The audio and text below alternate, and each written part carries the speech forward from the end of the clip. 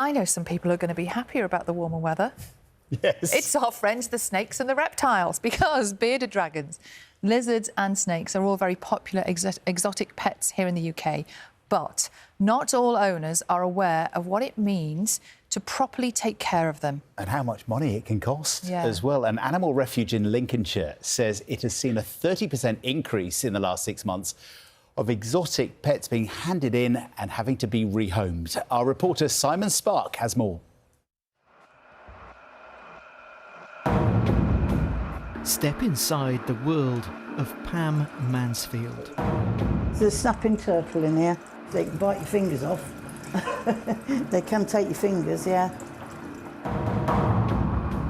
It's an Asian forest scorpion. They're aggressive, but it's only like a wasp sting. On her 4 acres of land, there are creatures from all over the world. Over 300 of them. That's the parrots. Her exotic pet refuge has been part of the family for 47 years, still managed by Pam with the help of her son Darren and animal manager Caroline. Gone to hide now, bless him, he has.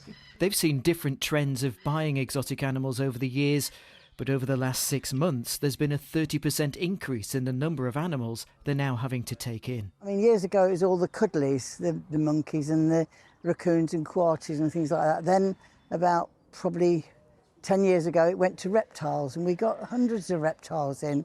And now it's sort of gone back to all sorts now. It's anything that's exotic.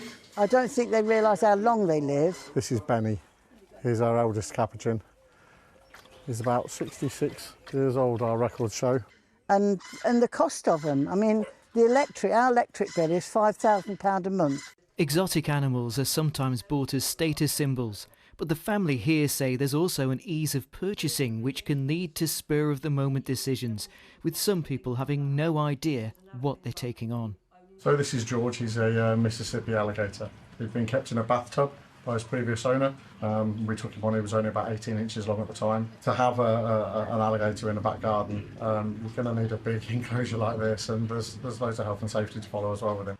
There's so much specialist care that they need, specialist diet, specialist veterinary treatment, specialist housing, different lighting depending on the animal, humidity monitoring, temperature monitoring. So there's an awful lot involved with them. And I think status symbols is one reason, and sometimes ill-informed as well from places that are just trying to make money rather than looking after the welfare of the animal. It costs £100,000 a year to keep this refuge open, but once these animals are under Pam's care, they're here for life. Simon Spark, BBC News. So, Annalise Sidwell and Ethan Spurrier from the Association of Protecting Exotic Species join us now, along with some friends. We're being very relaxed and calm about this now, aren't we? Morning, both. Just tell us who you've brought with you this morning. So, in my hand here, we've got Nero. He is a pied python, and he is one of our calmest reptiles here. We have Icarus here, our bearded dragon. He's quite content on my shoulder right now. I have Ziggy the corn snake. It's a female corn snake. She's Right, lovely. now, so Ziggy is the liveliest of our friends on the sofa this morning. Just describe to us why Ziggy is like that. Just a temperament, really. Yeah. She might try and go down someone's shirt. She likes to explore.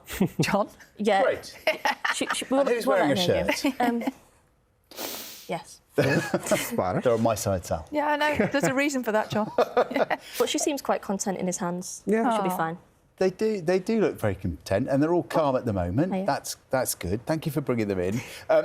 There is a problem, though, with people handing in pets because they can't cope. What are you seeing? So there is more of an influx of animals being surrendered, reptiles specifically, because some people maybe don't know what to do when caring for them or have the funds. They get caught out by the funds, really. Because they're expensive. Yes. So you have a lot of heating costs, electricity costs, really. You've got to provide heat for them so they can feed and survive, really. And some need UV. UV is a useful tool in helping bind calcium to the bones. Keeps them strong and healthy. Is it my imagination? Is Nero waking up a bit? 'Cause Nero, Nero was perfectly still, and now his tongue's coming out at me, and he's giving me a He's giving you the googly eyes. Oh, OK. That's what that is. He loves everything, really. He's just periscoping. He wants to see the world. He's tasting everything. You see, and I know that we're being a bit daft about this. Well, John's not. I am. I'm a little bit... hold him? No, thank you. I'm a little bit... Don't love snakes and reptiles very much. But actually, for some people, these are much-loved pets. And, you know, you can spend years and years looking after them. And, like, part of the family. Yeah, we find that once you find that you get one, you want more. It's like an itch. Yeah. You love... Once you find your love for reptiles, some people just delve straight into the deep end. The more exotic, the better. And it gets very expensive. Some people go for bioactive vivariums where you can have everything live and thriving. But the more expensive... It gets more expensive the more exotic you go, really. The costs just add up. Oh, OK. Now, Ziggy, I think, is going to go off for a little rest because we have another snake that we're going to bring in at this moment. If we could just bring the handler in for our next snake, this would be marvellous. Now, this one's a little bit smaller and cuter. Yeah. Sorry, I don't mean the remind handler. you of that. I mean the snake. Bye, Ziggy. Who's this? So this is Levi, the hognose snake. Hognose snake. Hognoses are slightly venomous, but they don't get too much bigger than that, and it's more like a bee sting. But he's a little sweetheart. Plus, the venomous fangs at the back of the mouth, so even if he did bite you, gotta more chew than you. likely you wouldn't get any venom Okay, in talk you. me through more than likely. So he has to actually chew on your skin to get the venomous fangs He really into doesn't them. have to, believe me.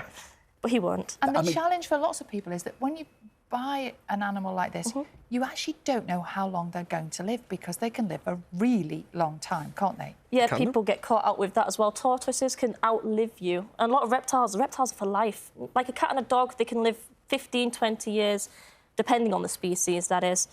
But some people don't take that commitment into consideration, and that causes a lot of abandonments or, you know, surrenders. That's a few things that are happening. So around. what would you say to people who are thinking about taking one of these animals Are you thinking about on? one, Sam? Well, not currently, no.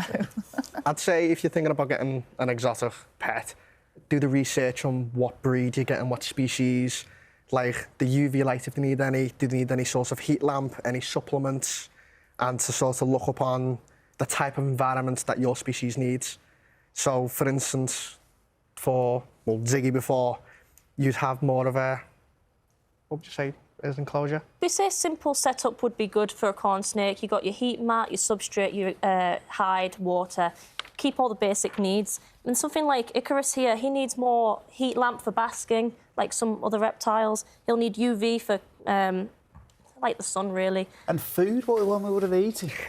So snakes I'm not more gonna listen. commonly eat frozen, like rats, mice, chicks. In his case, chicks or rats. He will eat locusts, crickets, dubia roaches, mealworms, and it does add up. I They can be imagine that's expensive, expensive, and yeah. smelly. Can be. Smelly. Expensive and smelly. Yeah, You're not selling them. they'll know. Well, look, thank you for coming in and thank you for keeping them under control. I know. We were a bit worried about Icarus, weren't we? We thought Icarus might try and do a runner, but Oh, he's quite content just having a nap. it's quite nice and warm in here, isn't gonna it? say, Everybody probably likes likes I'm the really lights. warm. Yeah. it. Yeah, definitely. Not as warm as we are, Yeah. or sweaty. Thank you so much, all of you, for coming in. Thank you. Nice to And meet being you. so Pleasure. well behaved. Yeah. Pleasure. There we Thank go. you. Had one. Even Nero's calmed down. He'll never be. Are you sure?